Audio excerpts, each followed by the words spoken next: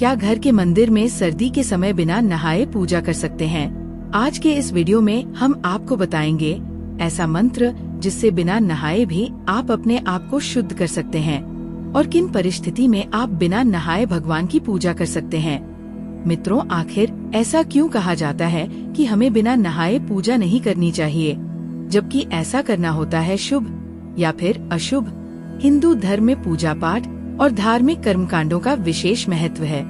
ऐसी मान्यता है कि कोई भी पूजा पाठ करते समय तन और मन की शुद्धता का पालन जरूरी होता है। धार्मिक शास्त्रों और पुराणों में पूजा के कई नियमों का उल्लेख मिलता है।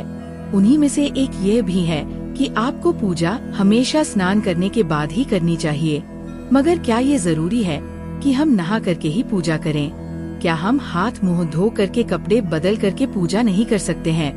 ऐसा माना जाता है कि ईश्वर से जुड़ा कोई भी अनुष्ठान सफल तभी होता है जब आप इसे शुद्ध मन और तन से करते हैं। इसी वजह से हम प्रातः उठकर स्नान आदि से मुक्त होकर ही पूजा या मंदिर में प्रवेश करते हैं। पूजा से पहले स्नान करने का अधिक महत्व बताया गया है, क्योंकि स्नान को पवित्रता का प्रतीक माना गया है। हालांकि कई बार स्थितियाँ ऐसी भी हो जाती है जब लोगों को स्नान के बिना ही पूजा से जुड़ा कोई अनुष्ठान करना पड़ता है। ऐसे में एक सबसे बड़ा सवाल ये उठता है कि क्या पूजा से पहले स्नान करना अनिवार्य है? आइए इसके बारे में हमारे शास्त्र क्या कहते हैं जानते हैं। वीडियो में पूरा बने रहें, आपको सही और सटीक जानकारी मिलेगी। सबसे पहले तो बात कर लेते हैं कि शास्त्रों के अनुसार पूजा करने का क्या महत्व है। शास्त्रों के अनुसार स्नान को शारीरिक और मानसिक शुद्धता का प्रतीक माना जाता है। स्नान के माध्यम से व्यक्ति अपने शरीर को बाहरी और आंतरिक दोनों प्रकार की अशुद्धियों से मुक्त करता है। शास्त्रों में पूजा से पहले स्नान करने को अत्यंत महत्वपूर्ण माना गया है, क्योंकि इसे शारीरिक और मानसिक शुद्धता का प्रतीक माना जाता है। पूजा के पहले स्नान करने से व्यक्ति अपने शरीर और मन को बाहरी और आंतरिक अशुद्धियों से मुक्त करता है, जिससे पूजा के समय पूर्ण पवित्रता प्राप्त होती है। धार्मिक मान्यताओं के अनुसार बिना स्नान के पूजा करने से व्यक्ति को उसका संपूर्ण फल प्राप्त नहीं होता है और अशुद्ध शरीर से की गई पूजा को पूर्ण रूप से स्वीकार नहीं किया जाता है। इसलिए पूजा से पहले स्नान करना न केवल अनिवार्य होता है, बल्कि इसे शुद्ध और सफल पूजा का आधार माना गया है। स्नान की प्रक्रिया व्यक्ति को ध्यान और भक्ति में सहजता से ले जाती है, जिससे मन में शांति और पवित्रता का संचार होता है। शास्त्रों के अनुसार यह पवित्रता पूजा में श्रद्धा और समर्पण को बढ़ाती है, जिससे ईश्वर की कृपा प्राप्त होती है। जी हाँ मित्रों, अब लोग हमसे सबसे ज्यादा इस प्रश्न को पूछते हैं कि क्या बिना नहाए पूजा की जा सकती है? तो आइए इस विषय में भी आपके सभी प्रश्न का उत्तर देने की कोशिश करते हैं। अगर हम शास्त्रों की माने तो ईश्वर की पूजा या मंदिर में प्रवेश करने से पहले स्नान को एक जरूरी प्रक्रिया माना जाता है, लेकिन कुछ विशेष स्थितियों में यदि आप स्नान नहीं कर पा रहे हैं तब भी पूजा की जा सकती है। यदि व्यक्ति बीमार है या किसी अन्य परिस्थिति के कारण स्नान करने में असमर्थ है, जैसे यात्रा के दौरान, तो शास्त्रों के अनुसार उसे मन की शुद्धता से पूजा करने की अनुमति है।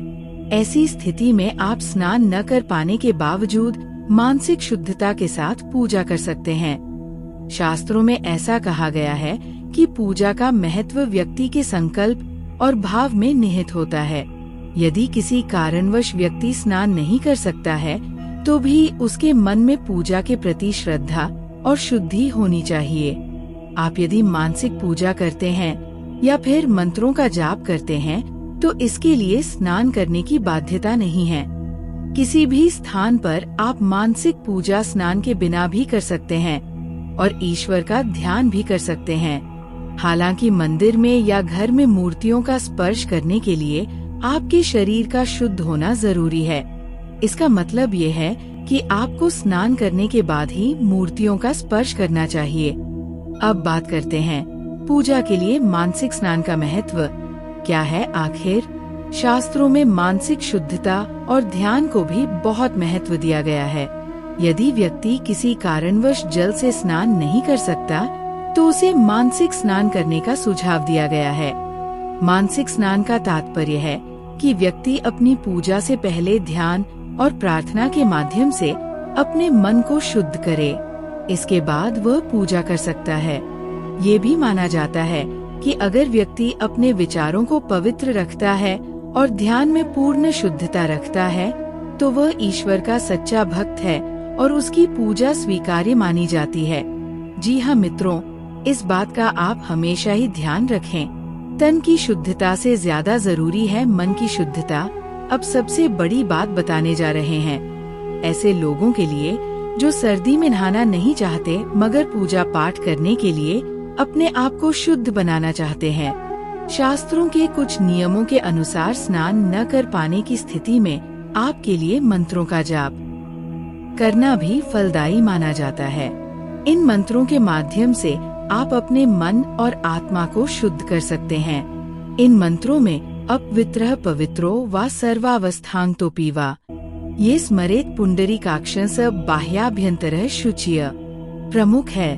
इस मंत्र का जाप करने से व्यक्ति की आंतरिक और बाहरी शुद्धि हो जाती है और यदि आप किसी वजह से स्नान न भी कर पाएं तो शरीर के शुद्धिकरण के लिए यह मंत्र जरूर पढ़ें। मित्रों, वैसे तो हमें पूजा बिना नहाए कभी करनी नहीं चाहिए, मगर कभी परिस्थिति ऐसी हो जाती है जब बिना नहाए पूजा करने पड़े तो आप किन परिस्थिति में ऐसा कर सकते हैं, आइए जानते हैं। स्नान के बाद पूजा करने के लिए यह भी जरूरी है कि आप किस समय पूजा कर रहे हैं।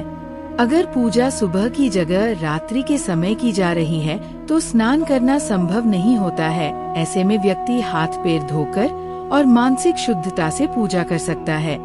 यदि किसी वजह से अचानक पूजा करने का संयोग बनता है और स्नान का समय नहीं है तब भी व्यक्ति शुद्ध भाव से पूजा कर सकता है। शास्त्रों में ऐसी स्थिति को अपवाद के रूप में स्वीकार किया गया है।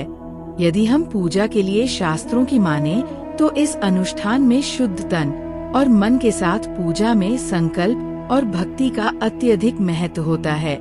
ऐसा कहा गया है कि भगवान श्रद्धा और भक्ति से प्रसन्न होते हैं, न कि केवल बाहरी शुद्धता से। यदि व्यक्ति का मन सच्चे भाव से शुद्ध है और वह भगवान की पूजा में अपने संपूर्ण समर्पण के साथ है तो भगवान उस पर प्रसन्न होते हैं और पूजा का पूर्ण फल भी मिल सकता है। तो मित्रों, आशा करते हैं ये जानकारी आपको समझ आई होगी। अगर आई हो तो वीडियो को एक लाइक करके चैनल को भी सब्सक्राइब कर दें। धन्यवाद। हर हर महादेव।